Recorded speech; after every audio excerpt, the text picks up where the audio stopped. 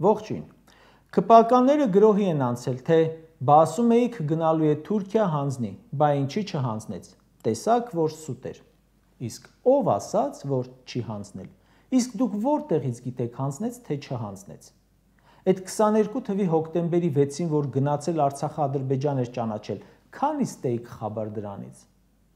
Լավ, շատ կարճ նախ այցի մասին։ Փաշինյանը արտգործնախարարի ու նրա տեղակալի Բանագնաց Ռուբինյանի հետ Թուրքիա էր այցելել հունիսի 20-ին։ Հանդիպեց հայ համայնքին։ Թուրքիայում մեծ հայկական համայնք կա, սակայն հանդիպմանը մասնակցում էր ընդամենը 50 հոգի, որոնցից միայն 10-ը ըստ հանդիպման մասնակցի լրագրողներ էին։ Մասնակցել է հայ կաթողիկե համայնքի հոգևոր պետը եւ հայ բողոքական համայնքի հոգևոր պետը։ Հայ առաքելական եկեղեցին մերժել է հանդիպումը։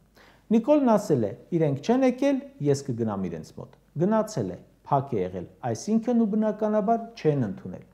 Գնացել մոմ է վառել Սուրբ Աստվածածին աթոռանիստ մայր եկեղեցուն։ Դարձյալ որևէ հոգևորական չի մոտեցել նրան։ Հետո գնացել է Կապույտ մզկիթ, այդտեղ նորմալ դիմավորել են։ Հետո հանդիպեց արդեն Էրդողանի հետ։ Հանդիպումից հետո տարածվեցին հաղորդագրություններ, իբր սովորական հանդիպում էր։ Հայաստանյան հասարակական քաղաքական դաշտում մեծ անհանգստություն կար Փաշինյանի այցի վերաբերյալ։ Անհանգստություն էր, որ գնում է էլի հայկական շահերը ոտատակ տալու։ Իրավիճակը էլ ավելի բորբոքեց ոստիկանությունը։ Փաշինյան-Էրդողան հանդիպումը պետք է կայանար ժամը 7-ին, եւ դրանից 2 ժամ առաջ արդեն Հայաստանում ոստիկանությունը սկսեց ուղղակի տերորի ենթարկել մարդկանց։ Նախ ոստիկանական ջոկատները շրջափակեցին պետական պաշտպանության տակ գտնվող շենքերը, հատկապես կառավարական ամառանոցները։ Մի քանի տասնյակ քաղաքացիների, ակտիվիստների, կուսակցականների բերման ենթարկեցին, ովքեր ունեն հակաիշխանական հայացքներ, բողոքի ակցիաների ժամանակ աչքի են ընկել եւ այլն։ Իդեպ,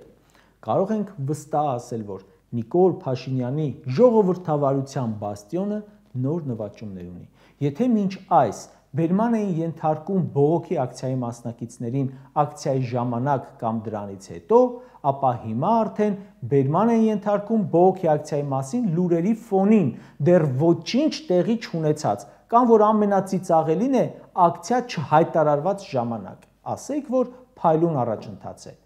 Ու ոստիկանության սթրեսային իրավիճակը արդեն հասկացնել էր տալիս, որ ինչ որ բան այն չէ։ Հանդիպմանը հաջորդած հաղորդագրությունները եւս եկան հաստատելու դա։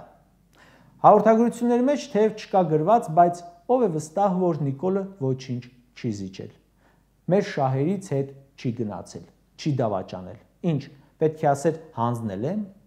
այդ երբ է սա բան զիջելուց ասել զիջել եմ։ Ասում է Ղարաբաղը հանձնեցինք, ստացանք Հայաստանի Հանրապետություն։ Մարդ չգիտի ինչ ասի։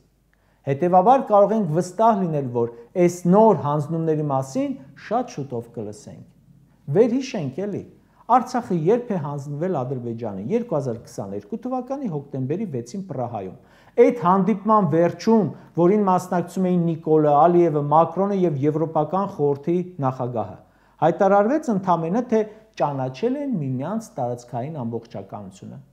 Մի քանի օր անց արդեն մամուլը հրապարակեց կոնկրետ փաստաթուղթ, որով Նիկոլը Արցախը ճանաչել է Ադրբեջանի մաս։ Եվ միայն 7 ամիս անց 23 թվականի մայիսին Նիկոլը խոստովանեց, որ այո, ճանաչել է Ադրբեջանի տարածքային ամբողջականությունը, ներառյալ Արցախը, ներառյալ Հայաստանից տարածքներ։ Դրանից էլ որոշ ժամանակ անց տեղի ունեցավ հայտնի բլոկադան։ Նույնը հիմա է ժողովուրդ, ուղղակի հաղորդագրություն են տարածել, բայց ինչ կա իրականում։ Ինչ եք կարծում։ Նիկոլը գնաց հասավ Թուրքիա, Էրդողանն էլ այս տարածաշրջանի խառնակ իրավիճակում մի օր տրամադրեց դրան, որ ասեն կողմերը ընդգծել են կառուցողական երկխոսության շարունակականությունը։ Հստակ պետք է պատասխանել, երբ ասում են կողմերը մտքեր են փոխանակել խաղաղության խաչմերուկ նախագծի շուրջ։ Դա արդյոք չի նշանակում, որ քննարկել են Զանգեզուրի միջանցքի հարցը։ Նիկոլ անունը կդնի խաչմերուկ, Ադրբեջան անունը կդնի Զանգեզուրի միջանցք, բայց փորձը ցույց է տալիս, որ միշտ լինում է իրենց ուզածը։ Այդ որ ասում են մտքեր են փոխանակել Ադրբեջանի հետ խաղաղության պայմանագրի շուրջ, ինչ են իրականում քննարկել։ Գուցե խաղաղության պայմանագրի ստորագրման համար առաջադրված նախապայմանների անվերապահ կատարումը, ասենք քննարկել են 300,000 ադրբեջանցի Հայաստան բերելու, սահմանադրություն փոխելու, կաթողիկոս փոխելու, եկեղեցու վրա գրոհը շարունակելու, ապա ռազմականացման եւ այլ այդպիսի հարցեր, ու սա տվել է համաձայնություն։ Կրկնում եմ, մեկ անգամ չէ, որ սա պետության համար ճակատագրական որոշում է կայացնում, թեթև մամուլի հաղորդագրություններով։ Ու Պրահայի պայմանավորվածություն հանձնումները լավագույն ապացույցն է։ Գրված է. քննարկել են հայ-թուրքական հարաբերությունները։ Իսկ ինչ եք քննարկել, ու ինչ եք պայմանավորվել։ Քննել ցեղասպանություն եղել է թե չի եղել։ Կարող եք քննարկել, համաձայնեցրել են, որ բոլոր սփյուռքահայերի մուտքը Հայաստան պետք է արգելվի։ Ազդեցիկ հայերին կալանավորեն։ Ու ոնց որ այսօր Պրահայի հանդիպումն է համարում շատ կարևոր Հայաստանի ինքնիշխանության համար, որ վերջապես գտավ Հայաստանի Հանրապետությունը, վաղն էլ Թուրքիային արած զիջումները կհայտարարի որպես Ռուսաստանին լավ փոխարինիչ, ուղիղ ճանապարհ դեպի Եվրամիություն։ Նիկոլն ասել է, Հայաստանի ու Թուրքիայի դիրքորոշումները մի շարք հարցերում մոտ են իրար։ Այստեղ մենակ մի սխալ կա, Հայաստանի չէ, ՔՊ-ի։ Որ հարցերն են, որում Նիկոլի ու Թուրքիայի դիրքորոշումը մոտ է։ Որ օրինակ պետք է պարզել, ցեղասպանություն եղել է թե ոչ, որ Արցախը Ադրբեջան է, որ Արևմտյան Հայաստան չի եղել, որ հայ առաքելական Սուրբ եկեղեցու վրա պետք է գրոհել, որ Հայաստանը Ադրբեջան է։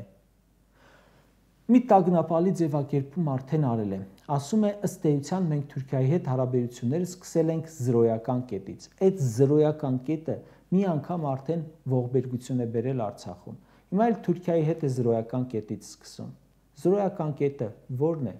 Հետ եք գնում այն ժամանակները, որ ցեղասպանությունը դեռ չէր եղել ու սկսեք նորից։ Կարճ ասած, Մեջլիսի հայազգի падգամավորը Նիկոլին ասում է. ձեր անձի հետ կապված Անկարայի պաշտոնական շրջանակներում դրական կարծիք կա ձևավորված։ Միակ իրականը էս էր։ Այո, Նիկոլի անձի հետ կապված խիստ դրական կերպար կա Թուրքիայում եւ Ադրբեջանում։ Նա հերոս է։ Նա Ադրբեջանին նվիրել է Արցախը, Թուրքիային ազատում է հայոց ցեղասպանության բեռից եւ կատարում է Հայաստանի հետ կապված նրանց վատագույն պլանները։ Նիկոլ Փաշինյանի Թուրքիա այցը բանակցությունների արդյունքները զգացնել կտան։ Սակայն կարծում եմ պետք է մեկ անգամ եւս ֆիքսել, որ